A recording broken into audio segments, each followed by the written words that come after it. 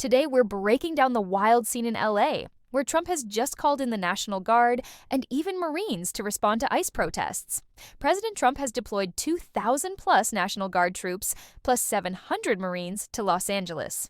It's the first time since the 1960s that a president federalized the Guard without a governor's approval under Title X and the Insurrection Act. Why? To back up ICE amid mass deportation raids that sparked unrest across the city. California Governor Gavin Newsom and LA Mayor Karen Bass are fuming.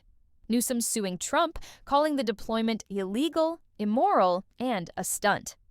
This move isn't just about public safety, it's political theater. Critics argue it's a dangerous precedent for violent federal force in domestic affairs. Social media is lit, politicians are divided, and civil rights groups are sounding the alarm. What happens next could shape the limits of presidential power and may set the tone for the next big showdown. President, on California, are you prepared to invoke the Insurrection Act? Depends on whether or not there's an insurrection. Do you think there is, sir? No, but you have violent people, and we're not going to let them get away with it. Do you think if Democrats continue to side with illegal aliens over law enforcement, that they'll ever be able to win a national election again? I love this guy. I think that is the great. Who are you with? Breitbart News. Great. It's a great group. Breitbart. Great group. I think that you're going to see some very strong law and order. CNN's Dana Bass suggesting that this wasn't a real riot in Los Angeles. Is that what she said? I think it was a riot. I think it was very bad.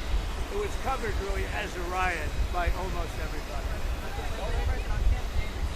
What is the purpose of your meetings in Camp David in the next 24 We're going up to Camp David. We have meetings with various people about very major subjects. So we thought we'd do it at Camp David. There's probably better security there than any place. We'll be meeting with a lot of people, including generals, as you know, and admirals. No. So we'll be meeting with military people and others. And will there be any foreign visitors at Camp David? Even if you don't plan to invoke the Insurrection Act, do you plan to send troops to Los Angeles? What? Even if you're not planning to invoke the Insurrection Act, do you still plan to send troops? Well, we're going to have troops everywhere. We're not going to let this happen to our country. We're not going to let our country be torn apart like it was under Biden and his auto pen. What is the bar for sending Marines to The bar is what I think it is. I mean, if we see danger to our country and to our citizens, we'll be very, very strong in terms of law and order. It's about law and order.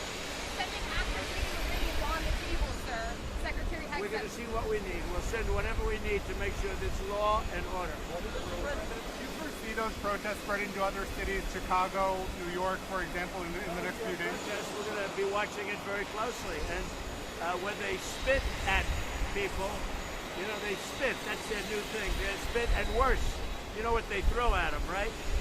And when that happens, I have a little statement. They say, they spit, we hit.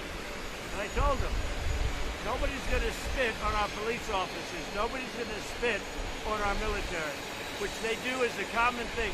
They get up to them this far away and then they start spitting in their face. That happens, they get hit very hard. What are the rules of engagement for federal troops? We'll see what happens. If we think there's a serious insurrection or less than that, we're going to have law and order. Very important. How would you define an insurrection? You have to really just have to look at the site. You have to see what's happening. Last night in Los Angeles, we watched it very closely. There was a lot of violence there. There was a lot of violence, and it could have gotten much worse. And you have an incompetent governor. Just take a look at the train stations that he's building. Like 20 times over budget. Nobody's ever seen anything like it. So I did call him the other night. I said, look, you got to take care of this, otherwise I'm sending in the troops. That's what we did. Thank you very much. You have a question for Marco? Question for Marco? I was curious if California officials could face federal charges if they stand in the way of the deportation. Something that Holman may have If the suggested. police will stand in the way of law and order, yeah, they will face charges. Thank you very much.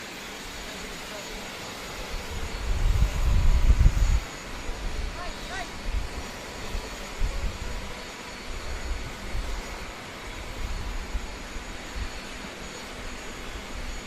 We've had some exciting days in the last week, I would say, mostly good. some of the things you're reading about in Los Angeles. Thank goodness we sent out some wonderful National Guard. They've really helped, and a lot of problems they were having out there.